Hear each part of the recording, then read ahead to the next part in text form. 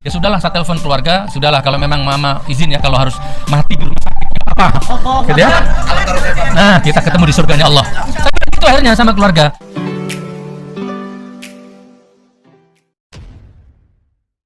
Assalamualaikum warahmatullahi wabarakatuh. Kembali berjumpa dengan saya di channel Gagasan Progresif 79, sahabat sebangsa dan setanah air di mana saja Anda berada.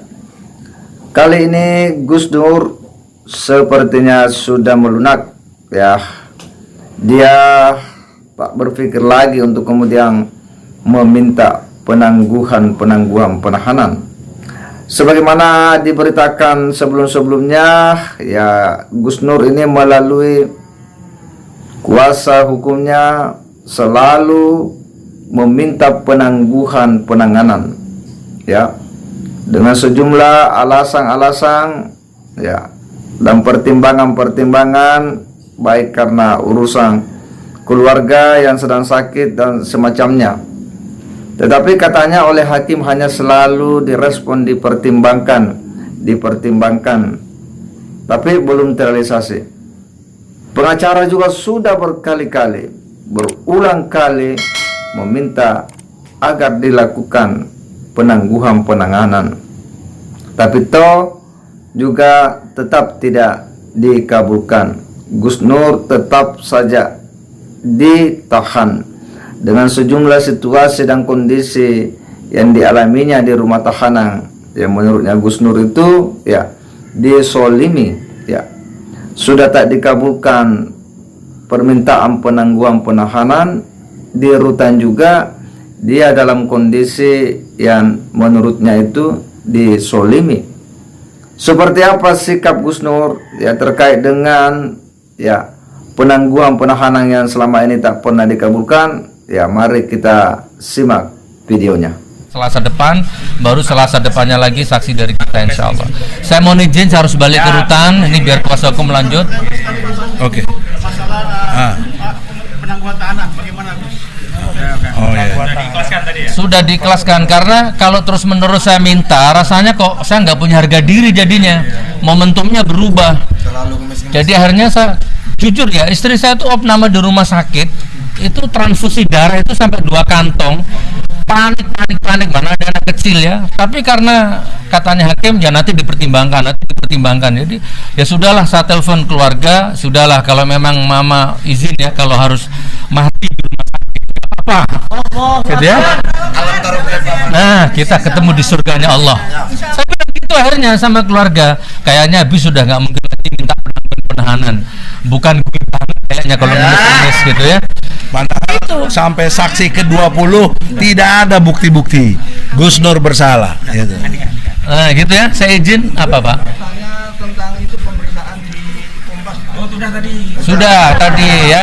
Iya, itulah ya pernyataan daripada Gus Nur ya terkait dengan situasi yang dari awal ini selalu diupayakan, yakni permintaan penangguhan penahanan. Tetapi itu tidak pernah dikabulkan, dan sepertinya dia pun kemudian menyerah dan menganggap bahwa ya terlalu rendah kalau harus terus-menerus mengemis ya kepada hakim untuk meminta penangguhan penahanan. Memang dalam proses pemeriksaan ya diatur oleh dalam KUHP kita soal penahanan itu ya, dan itu memang kewenangan ketika itu tahanan hakim, maka itu memang kewenangan ya ketua pengadilan untuk kemudian melakukan perpanjangan ataupun kemudian melakukan penangguhan ya. Dan sejauh itu kita lihat bahwa apa yang dilakukan oleh hakim masih dalam koridor hukum kita ya, sesuai dengan hukum acara kita.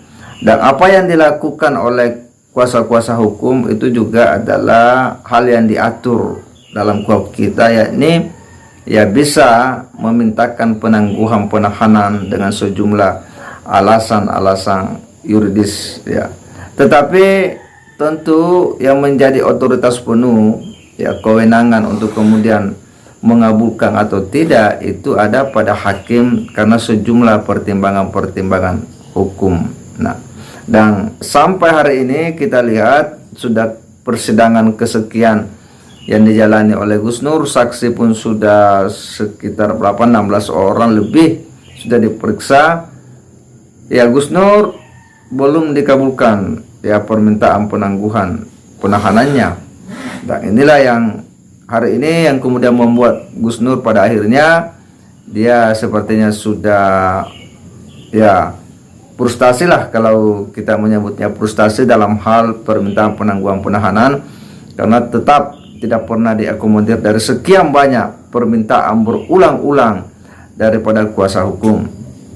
Nah, kalau kita kembali tracking ke belakang, ya memang bahwa ya sejak ditetapkan beliau tersangka ya, dan dia ya ditahan, banyak pernyataan-pernyataan Gus Nur ya memang ini itu secara ya eksplisit itu memang menciptakan suasana yang seolah-olah itu kurang kooperatif ya.